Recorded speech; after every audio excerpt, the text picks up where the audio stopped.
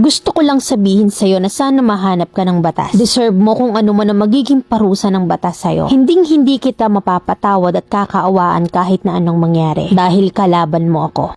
Sobrang dami kong napapanood na video about sa mga nanay na takot iwan ng asawa or partner nila dahil ayaw nilang lumaki ang kanilang anak na broken family. 4 kaming magkakapatid at bata pa lang kami ay saksi na kami sa paulit-ulit at walang katapusang bangayan ng mga magulang namin sa araw-araw. Walang pinipiling oras, araw at okasyon or kung may ibang tao mang nakakakita or wala. Ganyan ang naging buhay namin sa piling ng aming mga magulang. Kahit na hindi naman namin naranasan masyado ang masaktan mismo ng aming mga magulang, ay isang torture pa rin sa amin na makita silang nag-aaway dahil sobrang nagkakasakitan na sila. Sa tuwing umaalis kami at nagpupunta sa lola ko sa side ng nanay ko, ay gumaganda ang buhay namin at nagiging tahimik kahit na malayo ang nanay namin para magtrabaho. Pero konting suyo, konting sorry, konting pangako lang ng tatay ko, ay lalambot na naman ang nanay ko at ibabalik kami sa malademonyong impyernong buhay. Simula pa lang na magkaisip ako, edad na 5 taon ay ganoon na ang nasaksihan ko. Hindi ko maintindihan dahil mayaman naman kami noon, maraming pera, nabibili lahat ng gusto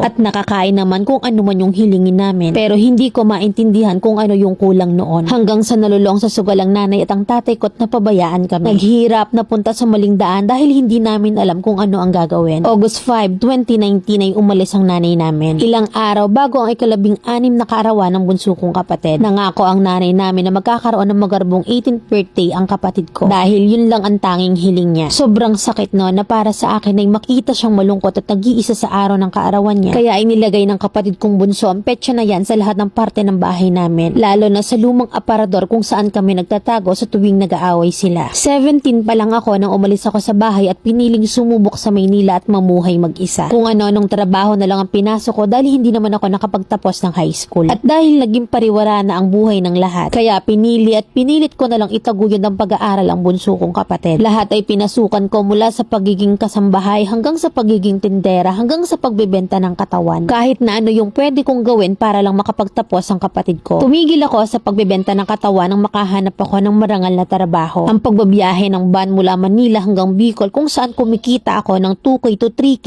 isang araw para lang matustusan ang pag-aaral ng kapatid ko nung pandemic. Ngayon ay 23 na ako at 21 naman ang kapatid ko. Graduate na siya ng college at ako naman ay nag-aaral ngayon sa ALS. Pag-graduate na rin ako at malapit na rin akong mag-college. Pero araw-araw ko pa rin iniisip na kung paano kaya kung pinili na lang kami ng nanay namin noon. Kung nung una pa lang sana, siguro mas masaya kami. Siguro hindi na namin kailangan pang maranasan lahat ng sakit at bighati. Siguro hindi ko na kailangan pang makaranas ng kung ano-anong pang-aabuso sa mga trabaho at racket na mga pinapasok ko. Siguro hindi ko na kailangan pang gawin lahat yon at siguro successful, happy at may peace of mind kami ngayon. Kasi sa loob ng maraming taon na naranasan at nasaksihan namin na lahat ng iyon ay nagkaroon kami ng trauma. Lalo na yung bunso kong kapatid dahil alam kong sobrang sakit ng lahat para sa kanya. Sobrang sakit ng lahat para sa amin. Minsan din iniisip ko na sana kung pwede lang angkinin lahat ng sakit na nararamdaman ng mga kapatid ko. Lalo na yung bunso kong kapatid na sobrang mahal na mahal ko siya at lahat ay gagawin ko. Huwag lang siyang makaranas ng hirap at sakit. Lahat ay ibibigay ko maging masaya lang siya. Kaya sa mga nanay na nakakaranas ng pang-aabuso sa mga asawa at partner nila, lalo na sa may mga anak, parati niyong iisipin ang magiging future ng mga anak niyo. Lalo na sa well-being nila. Kasi ako, paulit-ulit kong pipiliin magkaroon ng isang broken family kung ganun lang din naman ang magiging sitwasyon ko sa isang complete family. Mag-6 na taon na namin hindi nakakasama ang nanay namin at hindi namin alam kung nasaan siya. Hinahanap pa rin namin siya at lagi naming napapanaginipan. Kung makikita man ulit namin ang nanay namin ay hihingi ako ng tawad sa kanya dahil hindi ko man lang siya nagawang ipagtanggol noon at nagalit na lang ako sa pag-alis niya. At kung mapapanood niya man to ngayon, gusto ko lang malaman niya na naiintindihan ko na yung lahat. Mahal na mahal ko siya, mahal na mahal namin siya. Sana bumalik ka na, mommy. Parati ka naming hinahanap. Ang tatay ko naman ay nagtatago at pinaghahanap ng batas sa kasong rape at abduction of minor. Wala rin kaming alam kung nasaan siya. Gusto ko lang sabihin sa'yo na sana mahanap ka na ng batas. Deserve mo kung ano man ang maging parusa ng batas sa'yo. Deserve mo rin na maging parusa ng Diyos sa'yo. Hindi kita mapapatawad at kakaawaan kahit na anong mangyari. Kasi kalaban mo ako. Hanggang kamatayan ko'y dadalhin ko yung galit at puot sa puso ko't kaluluwa sa tatay ko. At walang makakapagsabi sa akin na magpatawad habang buhay. Mga nanay, please lang wag niyong hayaang maging kagaya ko ang anak niyo. Walang peace of mind at punong-puno ng galit.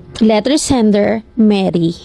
Napakagaling mong magsulat. Kasi sobrang damang-dama ko yung kwento kahit na hindi naman ako yung nasa sitwasyon na para akong nag-teleport sa panahon mo. Siguro sinulat mo to punong-puno ka ng emosyon. I'm still hoping na makuha mo yung peace of mind mo at magkaroon ka ng pamilyang deserve mo. Laking seseryoso kasi deserve mong maranasan yun. Ramdam kong napakabuti mong ina in the near future. Ganito kasi yan kung pipiliin yung mga nanay ang kumpletong pamilya over peace of mind at sasabihin nyo para sa mga anak nyo, isang malaking katangahan at selfish meron kayo. Why? Nagsisettle kayo sa bare minimum na treatment ng lalaki sa inyo para sa buong pamilya. Bakit? Sa palagay nyo may peace of mind sa mata ng anak nyo. Pinapakita nyo na ganyan kayo tinatapak-tapakan, ganyan kayo itrato bilang babae, na hindi nyo alam na pwedeng maging normal sa mata nila na ganyan itrato ang isang babae. Kung lalaki yan, nagpapalaki kayo ng sanggano. Kung babae yan, nagpapalaki kayo ng martir. Na imbes pakitaan nyo ng katatagan, pamanahan nyo ng peace of mind. Nagsisettle kayo for the sake of complete family. Or aminin mo sa sarili mo na hindi mo kayang walang lalaki kasi baka isang babaeng puke na hindi maalam dumiskarte. O sobrang mahal na